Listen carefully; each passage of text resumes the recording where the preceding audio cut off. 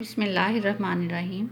آج ہم chief of the army staff general Qamar Javed Bajwa صاحب کی شخصیت کے بارے میں بات کریں گے، جو کہ گزشتہ کئی سالوں سے پاکستان میں chief of the army staff کے پوزیشن پر ہیں، اور عمران خان صاحب کی حکومت نے ان کی ریٹائرمنٹ کو مدت کو بڑھا کر 3 سال کے لیے مزید ان کو chief of the army staff مقرر کیا۔ جناب جنرل صاحب ملک کے تمام حالات سے بخوبی واقف ہیں کہ 3 اپریل 2022 کو جناب عمران خان صاحب کے کہنے پر عارف علوی، جو کہ صدر پاکستان ہیں، انہوں نے قومی اسمبلی کو ڈیزالو کر دیا، اور سپریم کورٹ آف پاکستان نے از خود نوٹس لیتے ہوئے رات کو 12 بجے کے قریب عدالت لگائی، اور انہوں نے ملک کی سیاسی صورتحال کا جائزہ لیا، نیز یہ کہ انہوں نے اسمبلیوں کے توڑنے کو غیر آئینی قرار دیا، اور عمران خان صاحب کو یہ حکم دیا کہ وہ تحریک عدم اعتماد کا سامنا کریں۔ چنانچہ تحریک عدم اعتماد کی بنا پر عمران خان صاحب کے اوپر تحریک عدم اعتماد کی بنا پر ان کو وزیر اعظم کے عہدے سے فارغ کر دیا گیا، اور جناب شہباز شریف نے 174 ووٹ لے کر ملک میں وزیر اعظم کی پوزیشن سنبھالی۔ گزشتہ دنوں 18 اپریل کو chief of the army staff نے وزیر اعظم شہباز شریف سے ملاقات بھی کی، اور دونوں نے باہمی دلچسپی کے امور پر اور قومی سلامتی کے امور پر بات چیت کی، نیز یہ کہ ملک میں موجود تحفظات پر جائزہ لیا گیا۔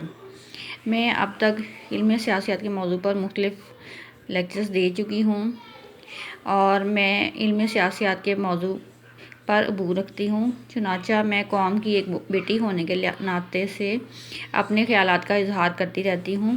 آج میں chief of the army staff general Bajwa صاحب سے مخاطب ہوں کہ انہوں نے تمام تر قوت ہونے کے باوجود ملک میں مارشل لاء نافذ نہ کیا۔ اگرچہ ملک میں سیاسی ابتری ہے، اگر وہ چاہتے تو وہ بھٹو اور ضیاء الحق اور مشرف کی طرح ملک پر قبضہ کر سکتے تھے اور ملک میں فوری طور پر مارشل لاء نافذ کر سکتے تھے، لیکن انہوں نے قوم کی طرف سے نیوٹرل ہونے کا ثبوت دیا، اور انہوں نے کسی بھی سیاسی پارٹی میں اپنی انوالومنٹ ظاہر نہ کی، جس سے کہ ان کی ایک اعلیٰ افسر ہونے کا ثبوت ملتا ہے۔ چنانچہ مختلف ان کے انٹرویوز سے اور مختلف جگہ پر ان کے وزٹ سے مجھے کچھ معلومات حاصل ہوئی ہیں، جو میں آج اپنے ویورز کے ساتھ شیئر کرنا چاہوں گی۔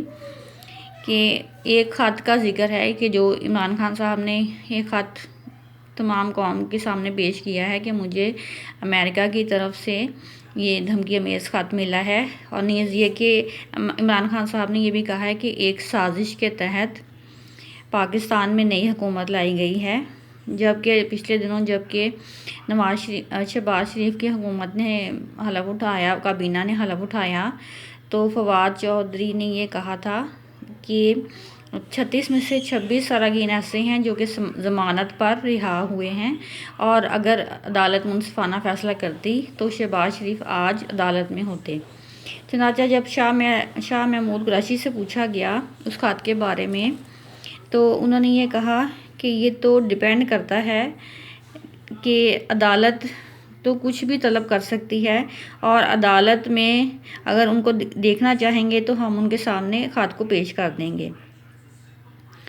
اور اس کے علاوہ یہ کہ IMF کے حوالے سے پچھلے دنوں جب جنرل باجوہ صاحب نے ایک کانفرنس اٹینڈ کی، تو IMF کے حوالے سے پاکستان کے ساتھ مالی معاونات جاری رکھیں گے، نئی حکومت بنتے ہی معاشی استحکام کے لیے کام شروع کر دیا جائے گا، آرمی چیف صاحب نے یہ کہا ہے، اور پاکستان سے IMF پروگرام معطل ہونے کی اطلاعات درست نہیں۔ IMF پاکستان کے ساتھ مالی معاملات جاری رکھے گا۔ آپ چین کے ساتھ تعاون کو کس دہائی میں آگے بڑھتا ہوا دیکھتے ہیں؟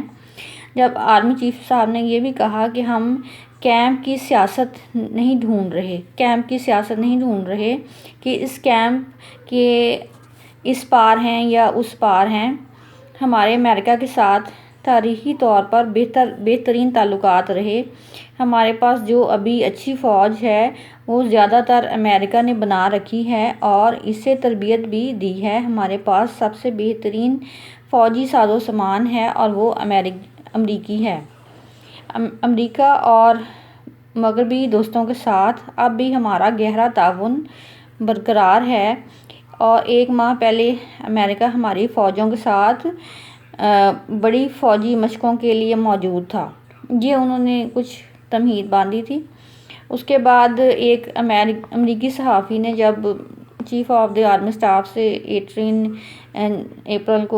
اپریل کو ایک سوال کیا تو اس کے جواب میں جناب آرمی چیف صاحب نے یہ کہا کہ 3 باتیں انہوں نے فرمائی ہیں کہ ایک تو یہ کہ آپ ہمارے لیے دروازے بند کریں، اور جب ہم چین اور رشیا کی طرف دیکھیں، جرمنی سے ہتھیار خریدتے ہیں یا فرانس سے خریدتے ہیں، کہیں انڈیا آ جاتا ہے، کہیں آپ آ جاتے ہیں اور ہمیں بلاک کرنے کی کوشش کرتے ہیں، تو اس کے بعد پھر ہمارے پاس بچتا کیا ہے، یہ امریکہ کو وہ سنا رہے تھے۔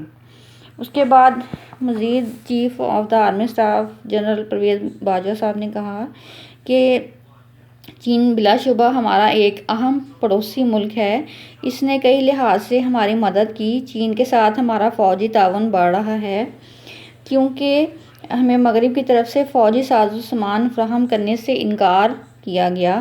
کئی سودے طے پا چکے تھے جو منسوخ کر دیے گئے۔ ہم کیا کریں؟ میں تو آپ کو ترکی کی مثال دیتا ہوں۔ ہم نے 21 ہیلی کاپٹر خریدے، ہم نے 129 ہیلی کاپٹر خریدے۔ یہ بہت اچھی مشین ہے۔ یہ ہیلی کاپٹر کا نام ہے تھا 129 ہیلی کاپٹر خریدے۔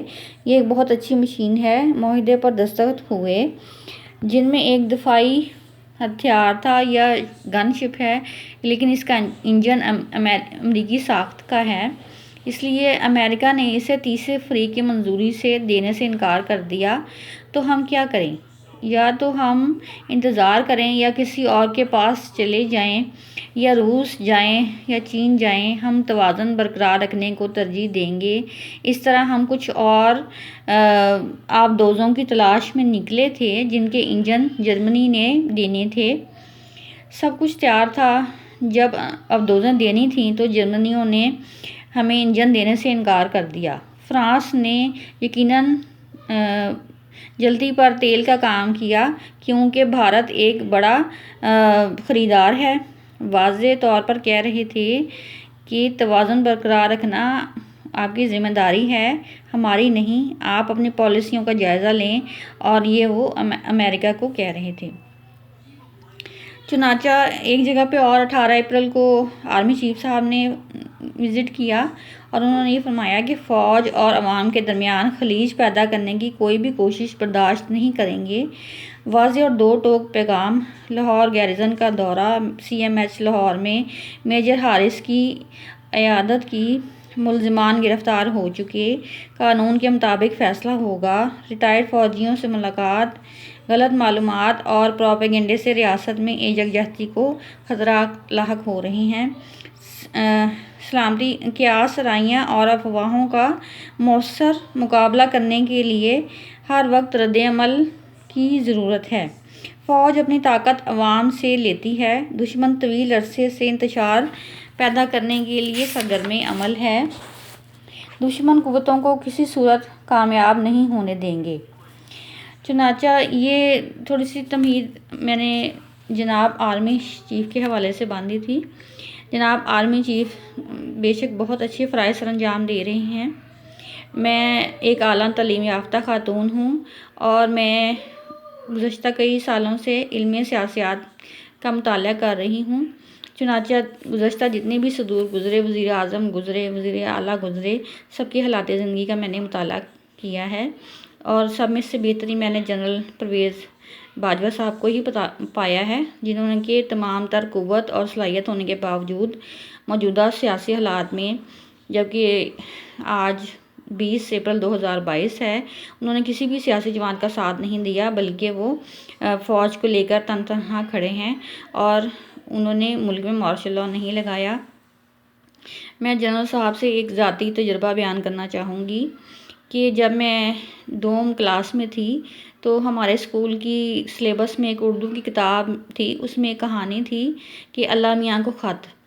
اس میں ایک بچے کے والد صاحب وفات پا چکے تھے اور بچے کو کہا گیا کہ تمہارے ابا اللہ کے گھر چلے گئے ہیں۔ بچے نے اپنے والد کو بہت ڈھونڈا لیکن والد نہ مل سکے۔ چنانچہ بچے نے یہ سمجھا کہ شاید اللہ تعالیٰ کا کوئی گھر ویزیبل ہے جہاں پہ اللہ تعالیٰ کے گھر چلے گئے ہیں، تو بچے نے ڈاکیے کو خط لکھ کر دیا اور یہ کہا کہ یہ خط اللہ میاں کے نام میں نے لکھا ہے اور اللہ میاں سے کہنا کہ یہ خط میرے ابا کو دے دیں۔ چنانچہ میں آج اس خط کی طرح ہی ہوں، ایک بچے کی طرح ہی ہوں، اور میں آج جنرل پرویز مشرف باجوہ صاحب سے یہ گزارش کروں گی کہ میرے بھی چند مسئلے ہیں، ان کی طرف توجہ دی جائے اور مجھے پاکستان جلد بلایا جائے تاکہ میں پاکستان آ کر ملک و قوم کی خدمت کر سکوں اور ملک کی ترقی میں اپنا حصہ ڈال سکوں۔